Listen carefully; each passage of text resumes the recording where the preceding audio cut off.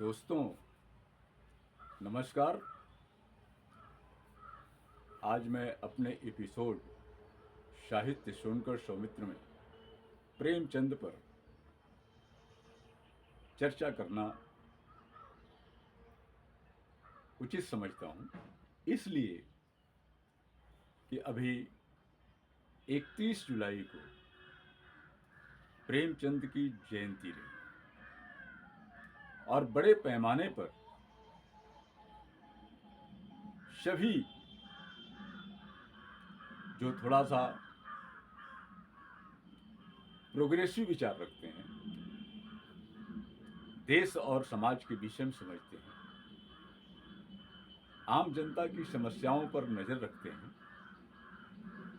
और राजनीतिक विचारधारा में ऐसा परिवर्तन चाहते हैं कि आम जनता भी सुखी संपन्न हो।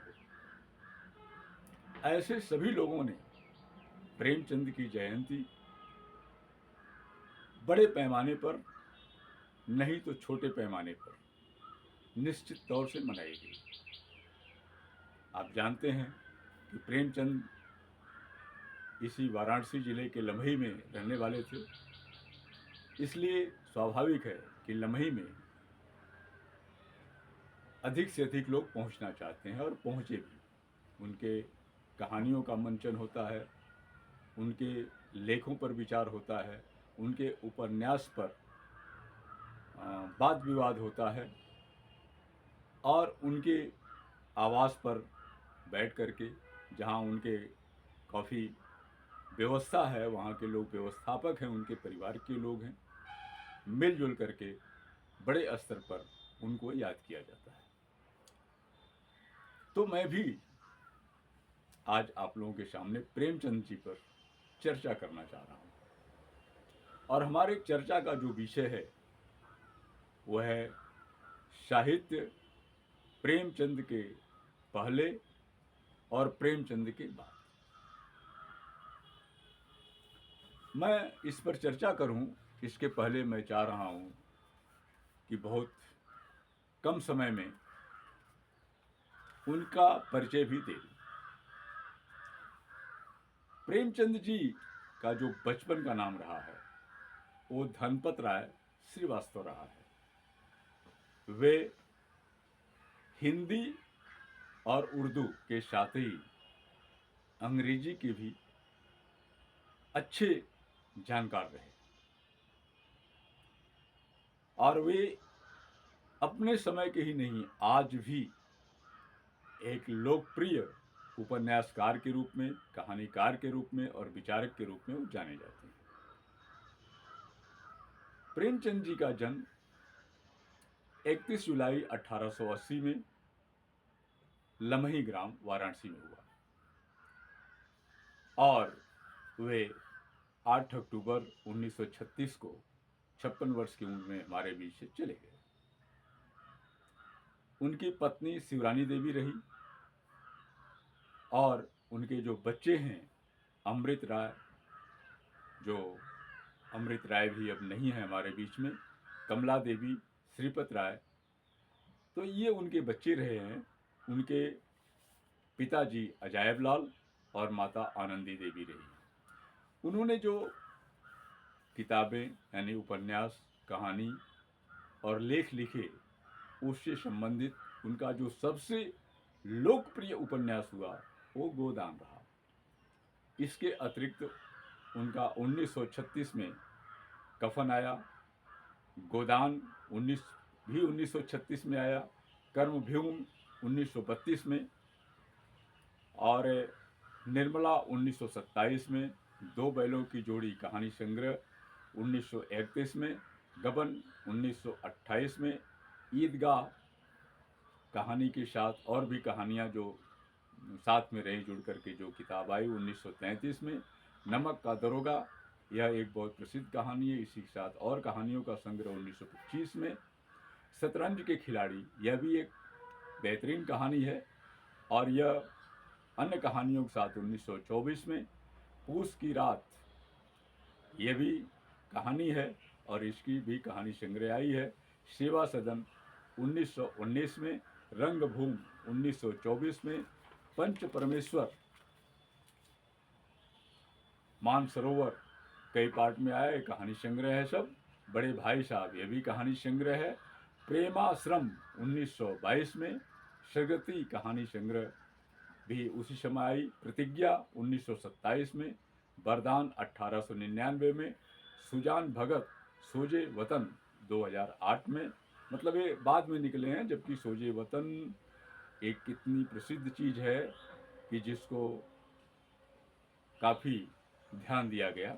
और आइए इसी तरह कायाकल्प 1926 में, बेटी का धन, पुत्र प्रेम, मानसरोवर पार्ट 3, यानी मानसरोवर कई पार्ट में आया है, 5-7 पार्ट में, इसको आप देख सकते हैं।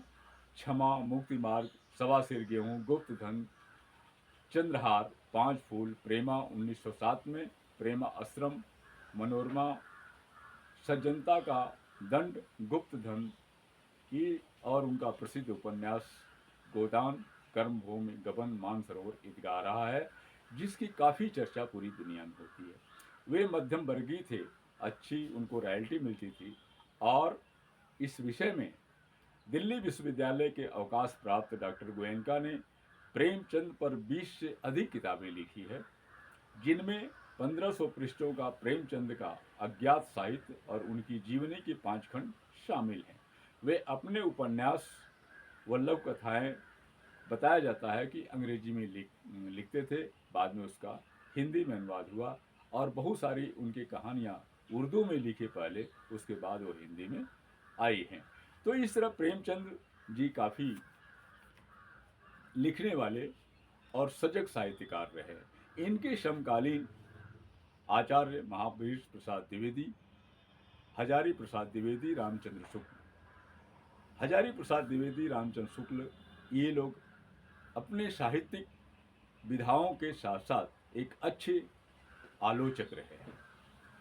कहने का मकसद ये है कि आलोचना का जो पृष्ठभूमि तैयार हुई, जो पहले थी, वो इस तरह की थी कि या तो लेखक को बिल्कुल नकारा साबित किया जाता था, या लेखक को आसमान पर उड़ा दिया जाता था। मतलब या तो उनका गुणगान होता था, या तो उनका एकदम नीचे गिराने के तमाम तरह के रास्ते रहते थे। लेकिन आचार्य रामचंद्र शुक्ल और हजारी प्रसाद द्विवेदी, महावीर प्रसाद द्विवेदी जो आलोचना किए, आपको ये बता दें कि यह समय एक ऐसा रहा है कि पूरी दुनिया में जो क्रांतियां हुई, चाहे वो फ्रांस की क्रांति हो, चाहे रसिया की क्रांति हो, चाहे जो भी क्रांति रही हो, या मार्क्सवाद का इतना अधिक, हिटलर के समकालीन मार्क्स का जो सिद्धांत रहा है मार्क्सवाद, वो दुनिया के जन जन में और कमज़ोर वर्गों के लिए, मजदूर और किसानों के लिए, महिलाओं के लिए एक संजीवनी बनकर के आया, और उससे सारी दुनिया के लोग प्रभावित हुए, और भारत में भी लोग प्रभावित रहे। और उसी का प्रभाव रहा कि भारत की आज़ादी में बहुत सारी चीज़, बहुत सारे लोग एक रास्ते पर आ सके। तो आइए, मैं उस पर उधर न जाते हुए ये कहना चाहूँगा कि जो आलोचना का केंद्र रहा, जो रामचंद्र शुक्ल जी आलोचना की, वो कई पैमाने पर आज भी एक पैमाना है। भाषा साहित्य पर, कथ्य पर, कथानक पर, पात्रों पर, और क्या उद्देश्य है, इस पर आप लोगों का ध्यान ज़्यादा गया, द्विवेदी जी का और शुक्ल जी का। और यह एक आज भी आधार चलता है कि जब हम किसी साहित्यकार की पुस्तकों की जब हम आलोचना लिखते हैं, करते हैं, तो हम सारे पक्षों को देखते हैं, और ये देखते हैं कि जनमानस से उसका जुड़ाव क्या है। माननीय मुंशी प्रेमचंद जी अपने समय के हट करके एक अलग ढंग के लेखक, जिसमें आम जन की समस्या, महिलाओं की समस्या, जो निम्न वर्ग के लोग थे उनकी समस्या, किसानों की समस्या, परिवार की समस्या, राजनीति में जो तमाम तरह के प्रतिस्पर्धा के साथ समस्याएं हैं, आर्थिक समस्या, पूजा पाठ की समस्या, अंधविश्वास और विश्वास की समस्या, कोई चीज़ ऐसा नहीं है जिस पर कि प्रेमचंद जी उठाए न हो। अब आइए, जैसा कि मैं जिस पे चर्चा करना चाहता हूँ कि साहित्य प्रेमचंद के पहले और प्रेमचंद के बाद। तो साहित्य का जो हिंदी साहित्य की जो चर्चा होती है वह बिल्कुल पीछे जाके शुरू होती है। वैदिक कालीन से शुरू होता है कि यह भी साहित्य है। स्वाभाविक है कि जितने भी पुस्तकें हैं वो भी एक तरह के साहित्य ही है। उद्देश्य भला उनका भले धार्मिक है, ईश्वर से जुड़ा हुआ, प्रकृति से जुड़ा हुआ और मानव से जुड़ा हुआ। जहाँ तक ऋग्वेद की चर्चा है वह ज़्यादा आम लोग के करीब है, मानवता के करीब है, उसके अधिकतर सूत्र। लेकिन बाद में जो संग्रह हुए हैं उसमें कुछ और भी चीज़ें दूसरे ढंग से आयतें चली गई हैं और धर्म की एक ऐसी पगडंडी पर चलते चलते ऐसे मुहाने पर पहुंचा दिया गया जहां की वर्ण व्यवस्था, जाति व्यवस्था, तमाम सारी चीज आ गई।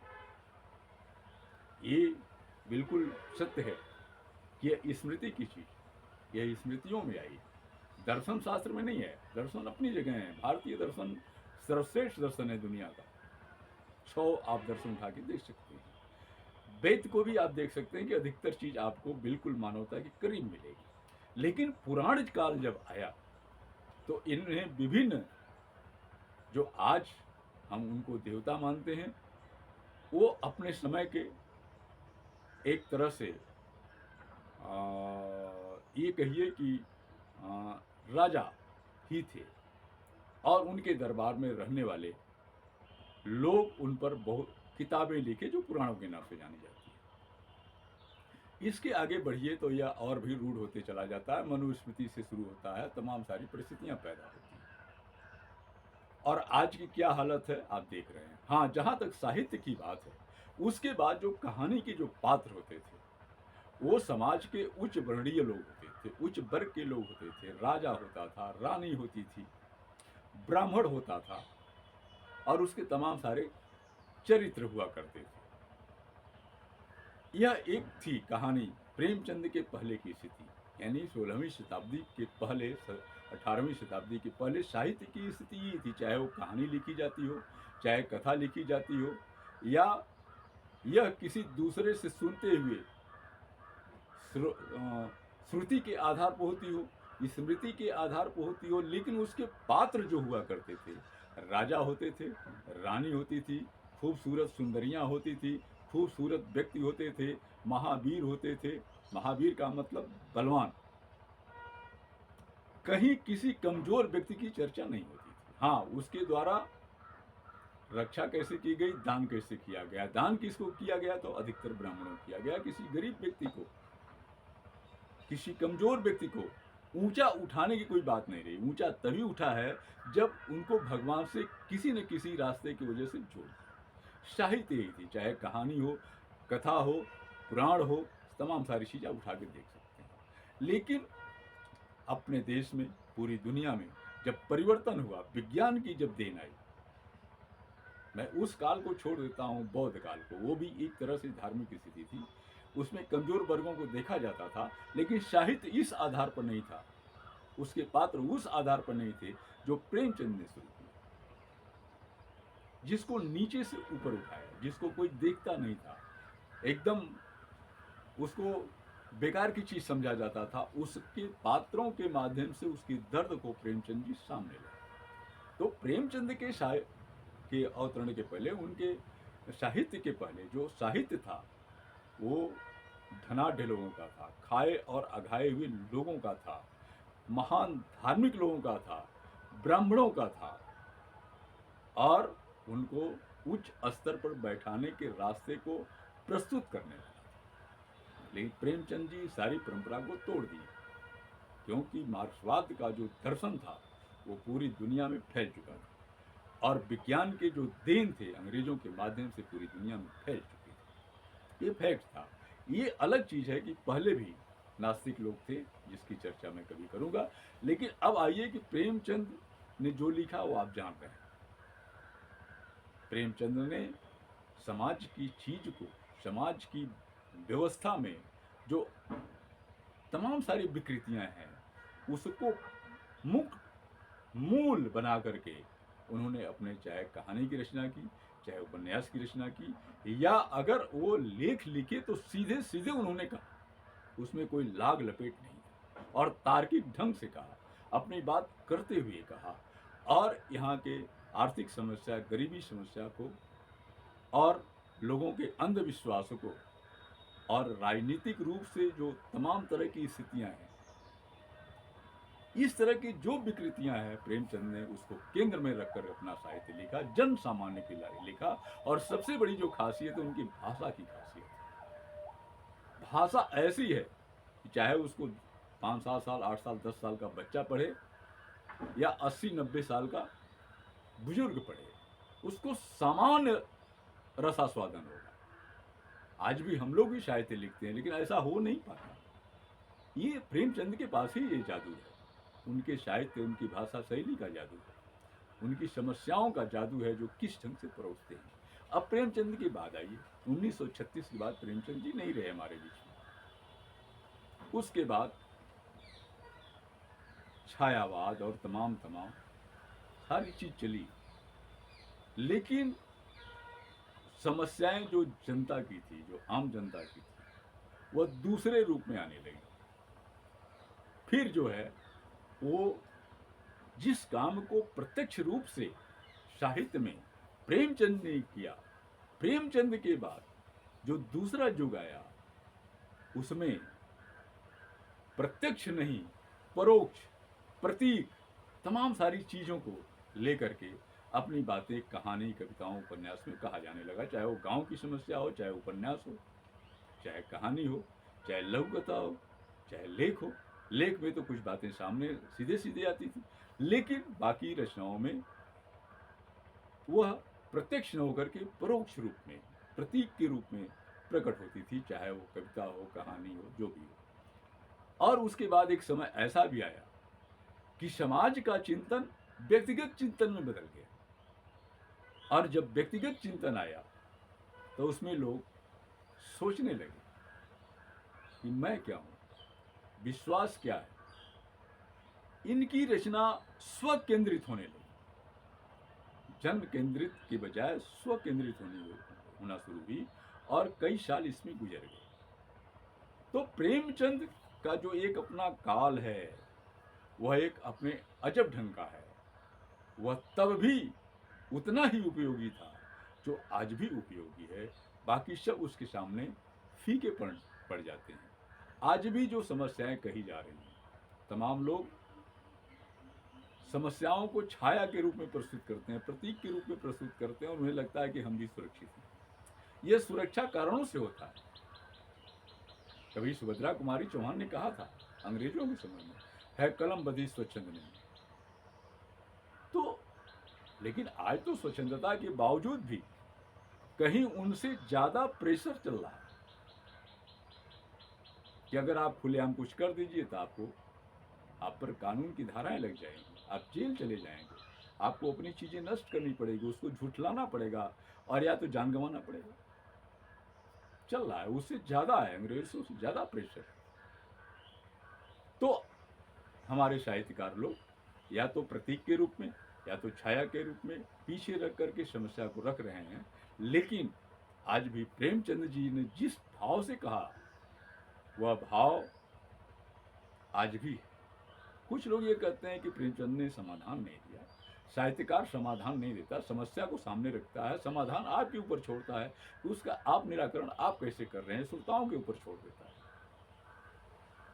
इसलिए, और समाधान सिर्फ भले लेखों में दिया जा सके, कहानी, कविता, लघु कथा, उपन्यास में समाधान अगर दिया जाता है तो वह साहित्य नहीं है, बल्कि वह राजनीति। इसी के साथ मैं अपनी बातें स्थगित करता हूँ। बाकी विचार करना आपका काम है, और मैं इसी पर प्रेमचंद जी को नमन करते हुए आपसे विदा लेता हूँ। आपका मित्र